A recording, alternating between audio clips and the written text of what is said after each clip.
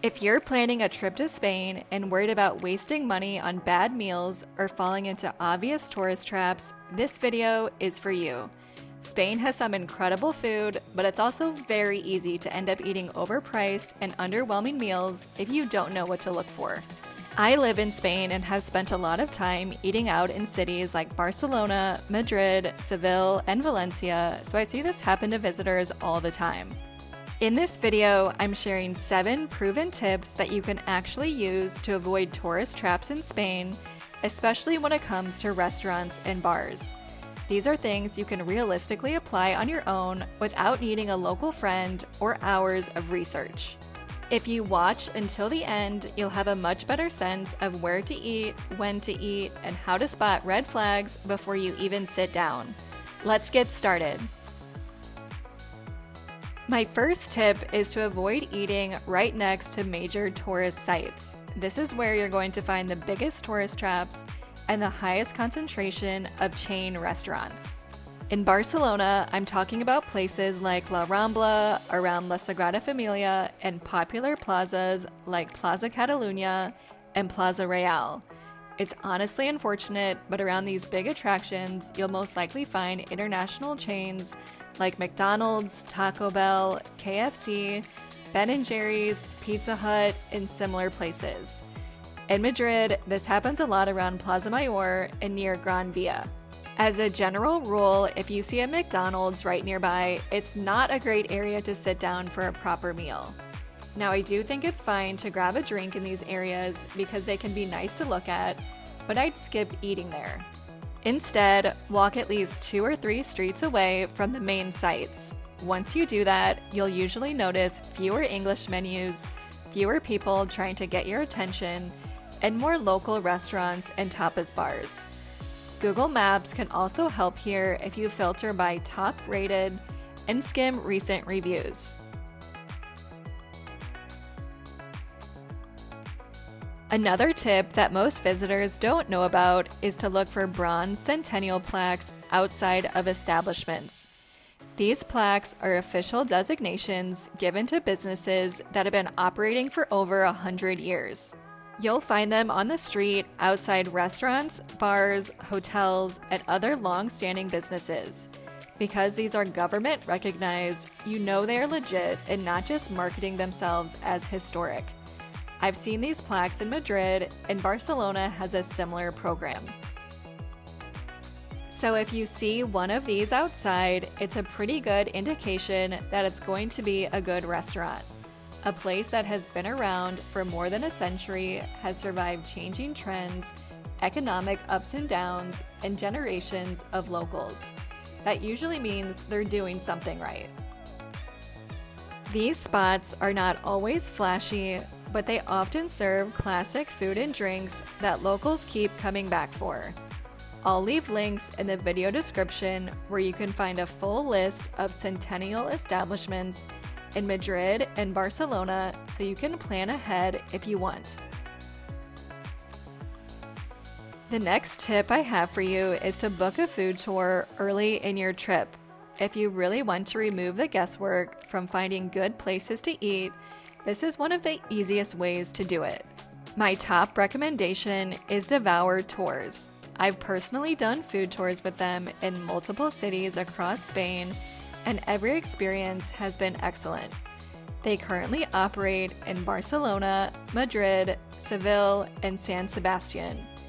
These are usually walking tours where you visit 4 or 5 restaurants or bars and try a solid mix of food and drinks along the way.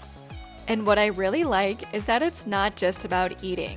Between stops, your local guide walks you through the neighborhood and shares stories and context about the area. I promise it's not boring. It actually helps everything make more sense once you start exploring on your own. I would also highly recommend booking a food tour in the first day or 2 of your trip. That way, you can get a feel for the city early on, and you can ask your guide for recommendations for the rest of your trip.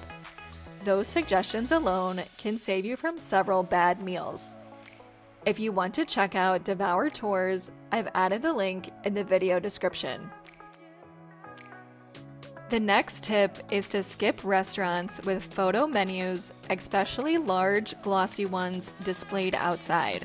This is one of the biggest red flags when it comes to tourist traps. When you see menus covered in photos of every dish, especially if they're laminated and translated into several languages, it usually means the restaurant is targeting tourists who don't speak the language. In many cases, the food ends up being average and overpriced. Really good restaurants don't need to advertise their food with pictures like that. Instead, look for places that offer a menu del dia or menu of the day.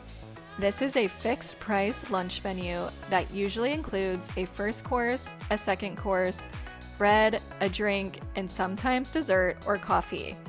It's one of the best values you'll find in Spain and is most common in local neighborhoods during lunchtime. Another important tip is that if someone is actively trying to pull you inside a restaurant, keep walking.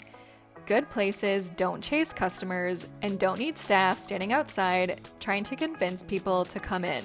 When you see servers or promoters stopping people on the street, waving menus, or pushing 2-for-1 drink specials, it's usually a sign that the place is struggling for business. That often means the food isn't good enough to attract people on its own. Trust restaurants where people are already seated and eating without anyone having to sell it to you. Those places tend to speak for themselves. The next tip is to look for restaurants with family names. This isn't a guarantee, but it's a good rule of thumb. Restaurants named after families like Gonzalez, Martinez, or similar surnames are often locally owned and passed down through generations. These places usually care a lot about consistency and reputation. Another good sign is restaurants with the word casa in the name, or in Barcelona, the Catalan equivalent is can, spelled C-A-N. This translates to house of and often indicates a long history and a strong connection to the family that started it. These restaurants may not look trendy, but they're often the kind of places locals return to again and again. My final tip is to eat at the same times locals do. Adjusting your meal schedule in Spain can make a huge difference. Lunch usually happens between 2 and 3 in the afternoon, and dinner often starts after 8:30. If you go out earlier and see an empty restaurant, that doesn't necessarily mean it's bad. It usually just means you're early. Pay attention to which places start filling up around these times. That's often a good sign that locals eat there. And one extra thing to keep in mind is paella. In most parts of Spain, paella is traditionally a lunchtime dish. So if restaurants are serving paella for dinner, that usually means they are catering to tourists. Now that's not always the case, but it's true most of the time. I hope these tips have helped you feel more prepared to eat out in Spain. If you keep these things in mind, you'll already be ahead of most visitors and far less likely to waste time and money on tourist traps. And if you want an easy shortcut, I'd highly recommend booking a food tour with Devour Tours early in your trip. It takes all the guesswork out of the equation, and you'll get to enjoy some of the best food in Spain. The link is in the video description if you want to check them out. Thanks so much for watching, and if you found this video helpful, please give it a thumbs up and subscribe to my channel for more Spain travel tips and reviews.